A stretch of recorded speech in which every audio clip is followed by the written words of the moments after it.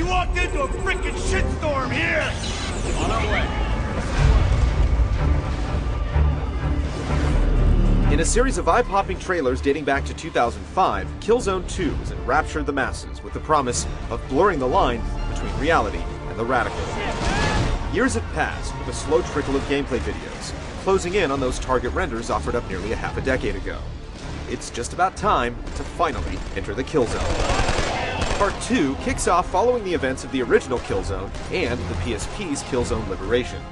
You take the role of Sergeant Thomas Sevchenko, Sev to his compatriots, a member of the ISA, Interplanetary Strategic Alliance, taking the fight to Helgen, home of the Helghast insurgency. It's easy to tell friend from foe.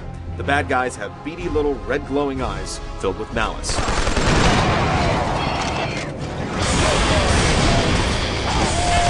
Combat is first and foremost the core of the game, with tactical elements filtering in. There are all-out battlefield encounters, stirring echoes of trench warfare, as well as more covert missions where you outflank the enemy or perform a spot of subterfuge. More often than not, you'll just be fighting for survival, either solo or with a small platoon against overwhelming odds.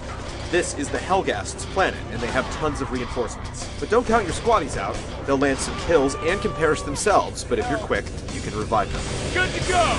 A lot of modern shooter conventions make the rounds. You can only hold one primary and one secondary weapon. Health regenerates, and there are plentiful checkpoints. What's new is a cover system mapped to the duck button. This allows Sev to attach to cover, and then with the analog stick, peek over to the side to squeeze off some shots. Going in guns blazing may make for a great 30-second action movie, but it will get you killed. A few well-placed shots are enough to drop you. A small inventory screen rounds out the controls, allowing you to switch between grenades and knives for close combat. The preview build has a small but substantial armory with a few submachine guns, rifles, and rocket launchers. The sniper rifle incorporates 6-axis control, allowing you to finesse your aim with small tilts, but go too far and your shot will be foiled.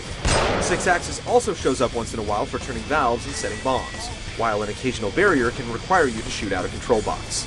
It's nothing too cerebral, but minute breaks from the constant onslaught of war are appreciated. The Helghast features shock troops of all sorts, including deadly armored juggernauts that have to be shot in the back to be taken out. Their R&D didn't skimp on niceties, with tons of tanks and mounted guns ready to mow you down.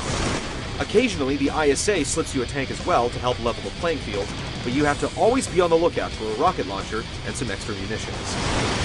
Also, keep a keen eye out for special targets to destroy, which will likely tie into trophies or unlockables. Apart from the campaign is an extensive multiplayer mode, allowing you to side up with the ISA or Helghast and trade some lead. Level up, earn medals and ribbons while using ability badges with a class-based system, as you hone your scout, medic, soldier, engineer, saboteur, or soldier. Want to heal and kick ass? Then try mixing and matching the badges to create your ultimate killing machine.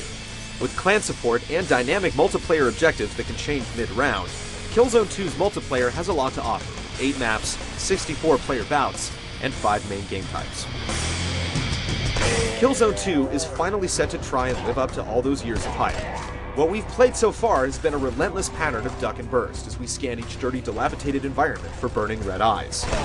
The multiplayer looks to have all the bells and whistles, minus a co-op feature, but we haven't spent any significant time with it.